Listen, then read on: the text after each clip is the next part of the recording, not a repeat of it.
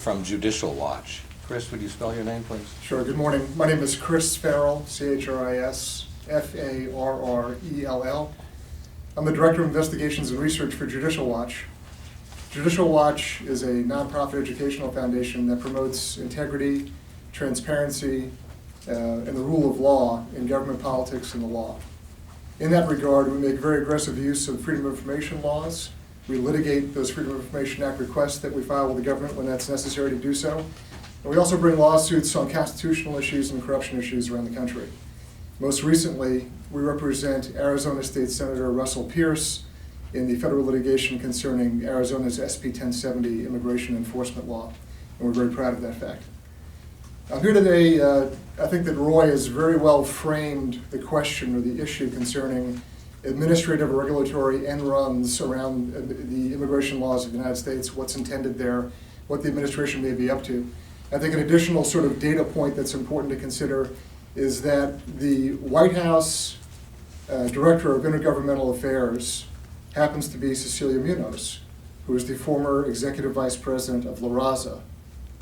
I think keeping that in perspective with respect to how the administration approaches immigration regulation and administration illuminates the question to a broader degree.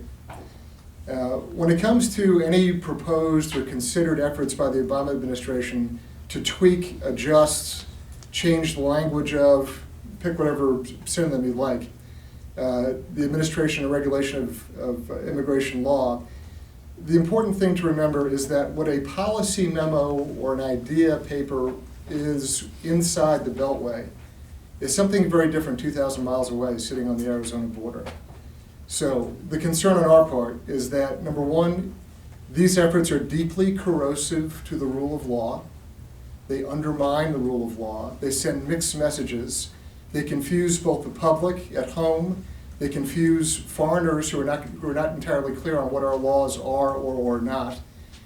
And it trivializes, to a large degree, the burden or the commitment that we place on sworn law enforcement officers who go out every day and risk their lives to patrol our border and to enforce our immigration laws. It sends a mixed message. So when a special agent of ICE or Border Patrol leaves his or her family some morning or evening and gives them a hug and a kiss goodbye and goes out to patrol, that same Border Patrol agent sitting alone in a Border Patrol vehicle on the border, when he encounters folks moving across the border, how far does he enforce the law? Does he really have to apprehend them? Does it really matter? Are those human smugglers? Are they drug backpackers? Are they a group of terrorists moving a nuke into San Diego or Tucson? How much should he put himself at risk? See, that's what happens, and we have documentation of why and how that happens. You may remember that in January 2004, the Bush administration floated an amnesty proposal, and they ordered the Border Patrol to conduct surveys of apprehended illegal aliens. Judicial Watch used the Freedom of Information Act to obtain those apprehension survey forms, and nearly universally, up in the 80th to 90th percentile, those responding said they were coming for the Bush amnesty.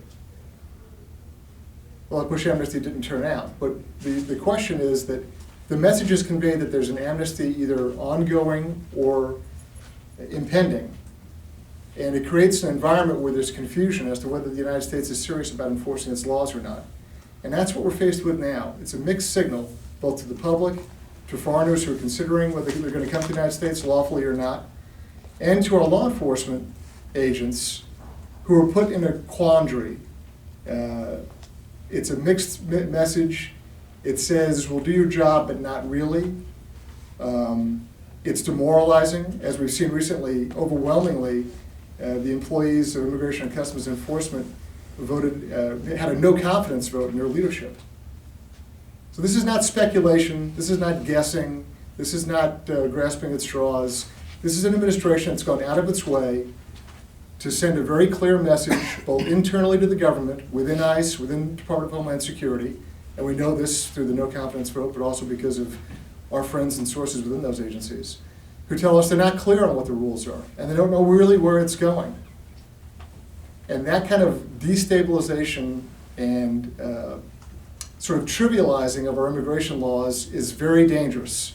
From a human perspective, of those persons who are put at risk coming into the country unlawfully, from a national security perspective. Not everyone entering the country unlawfully is doing so simply to look for a job. We need to be very realistic and very frank in our evaluation of those persons coming to the country through a very porous southern border. Many do not wish us well. They wish us harm. And to ignore that or to simply dismiss it out of hand is both unrealistic and dangerous. So, my thanks to my colleagues here who have articulated our opposition and concerns concerning any sort of administrative or regulatory tweak to our immigration law. And I think we should communicate in the strongest possible terms to the Obama administration that it is dangerous to do what they've been playing around with so far. It's confusing, and it puts the country at risk on a number of different levels. Thank you very much.